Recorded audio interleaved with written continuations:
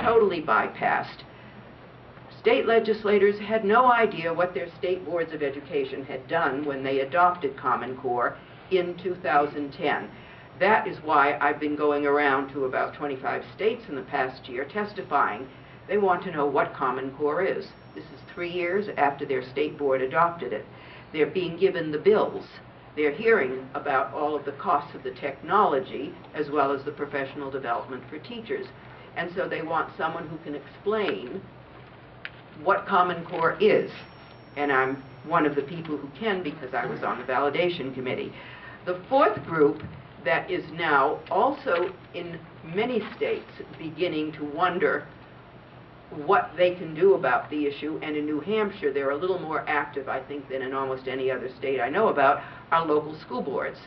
They were totally bypassed, and their powers were taken away when state boards of education agreed to adopt Common Core. As I was told in Massachusetts by one school board member, we found out what our state board did the day after they voted to adopt Common Core. They didn't bother to let the local school board know anything until after they had adopted these Common Core standards.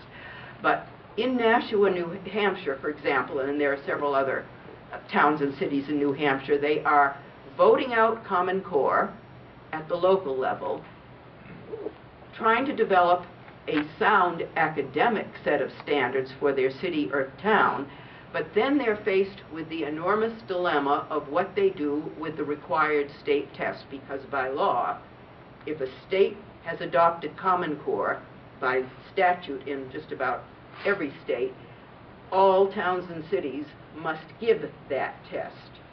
So if they have voted out Common Core and even want to develop a different set of standards and let teachers do something with the curriculum that is not aligned to Common Core, they may still have to give either Smarter Balance or PARC, depending upon what they have adopted at the state board level, or, and this is what we don't know yet, so people are still playing a game with all of this, if they refuse to give the state test, what are the consequences?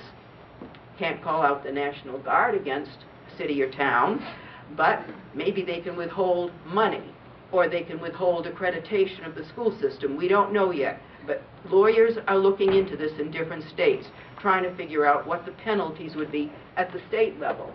It is pretty clear that no state would have to, if a state wants to back out, because there are about 25 states that now have different kinds